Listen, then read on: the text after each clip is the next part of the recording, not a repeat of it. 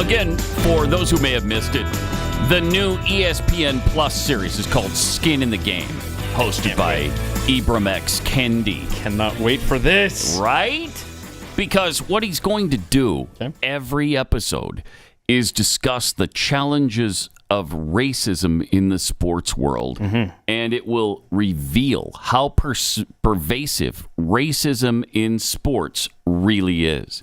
Mm-hmm. He's going to sit down with, quote, literal slaves, end quote. Yeah.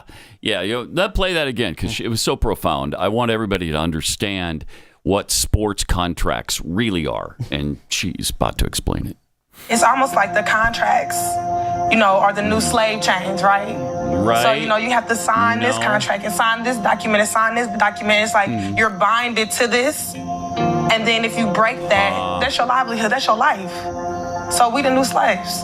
Athletes are literally the new slaves because we need this. Our families, our friends depend on this contract to eat. You don't have to sign it. No, nobody's putting a gun to your head to sign the contract. You could go and work at 7-Eleven and you probably won't have to sign a contract, actually. Now, 7-Eleven may not pay you the slave wages that the NFL, for instance, will. Yeah. You'll probably make non-slave wages like, I don't know, $15 an hour or something, as opposed to $35 million a year. So... Yeah, but now is the clearly 7-Eleven... you want the freedom of the 7-Eleven clerk gig. Am I right? Where you don't sign anything. You know what's crazy is that athletes, they're on things called teams. Mm-hmm. And then what they do is they actually have it's almost like it's a schedule that comes out where they're year. breaking the rocks and digging the ditches. Is that what it does? It shows you all the places you're going to be doing that? Yeah. Yeah. It sure does. All right. And it shows me, and then let me tell you how sick and twisted I am, right? Uh-huh. Like, I make an appointment to Do you sit down watch them break the rocks? Oh, my. You are despicable. This is white man's guilt coming out right now, live on the air. I can't even... Yeah. Well, at least it's coming out. We got that going. Oh, my gosh. You freaking got me. It never ceases to amaze the lengths to which ESPN will go in order to hammer home their propaganda and their agenda. Yeah. And then Disney wonders why they're not doing very well anymore. Disney owns ESPN, by the way, if you weren't aware. But they're starting to sell off properties because it is having an effect. People are done with Disney now. We're about to cancel Disney Plus. Right after Loki, bam, I'm going to cancel. So, I don't understand. Why can't you be the entertainment and sports network again? Man, they are hell-bent to drive this home. How bad white people are. How bad America is. I mean, this woman who was talking about sport contracts worth millions and tens of millions of dollars in most cases. She was drummed out, really, because of her disrespect to the American flag. And they put her on this show so that they can give her another forum. I mean, nobody wanted to hear her before. Activist athlete. Do you remember that? She pulled up her shirt and it said activist athlete on the T-shirt underneath it when she was at the Olympics. Pathetic. So just to make sure that you're hammered with all of this propaganda, ESPN has a brand new show for you. Just want to remind you of that. That's great. Leading anti-racist Boston University professor Ibram X. Kendi, I'm sorry, will be the host of this show. Who sat around and said, you know who we need to get on ESPN? Ibram X. Kendi. How about that? Huh? Yeah. And we can talk about how, contracts are modern day slavery. So that'll be good. People will love that. Yeah, don't talk about how the sports world, like the NFL, is about 75 or 80% black. Don't talk about that.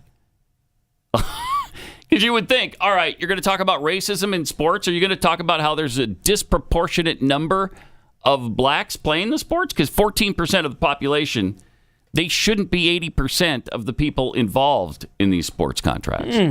Interesting, huh? Yeah, NBA, same thing. Actually, it might be 75% in the NFL, 75%, and about 80% in the NBA. Are we going to do something about that? Will somebody be talking about that on ESPN? Right. I doubt it. And there's always this this screaming from outlets like ESPN that, hey, there aren't enough black coaches. Yeah. So, okay. Then to your point, Pat, there aren't enough white players. Yes. But right. But, the thing is we want to watch the best athletes. Yes. And yes. So back off. So you don't see white people saying, hey, why aren't there white guys out there on the basketball court? We all know why. Why? Because it's based on merit. Yeah, it's based on your talent. Okay.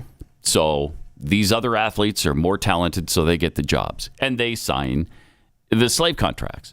I hear white men can't jump. I've heard that. Yeah. There's a movie about it. All right, what are the stats? You have the exact stats, NFL and NBA? So for the NBA, 70.4 are African American. Lower than I thought. Okay. And whites, 17.5. Oh, 17.5%. So are 9% Asian? It breaks down to like all the different like Hispanic and all that stuff. So and then, 70% in the NBA. And then on the NFL, yes, as of 2022, 56%. Are black? Mm-hmm. It's only 56%? According to statistics, Statistica.com NFL players. Okay. Well, let me think about kickers, punters, offensive line. Oh, yeah, right. Quarterbacks. That's right. A few quarterbacks, but those are probably, I'll bet. But the exciting positions are black athletes. Yes. That's why we're turning it on. I mean, yes. As dreadful as the Atlanta Falcons are, Bijan Robinson, our running back, a black man, is the most exciting Atlanta Falcon to watch since Deion Sanders. We're tuning in to see exciting plays and exciting players. We're not saying, but is he black? What a concept. But is he white? Yeah. Nobody cares about that. Nobody cares. Nobody cares. There was a time, in the 40s and 50s where people did care, and they shouldn't have, but they did. But we overcame that.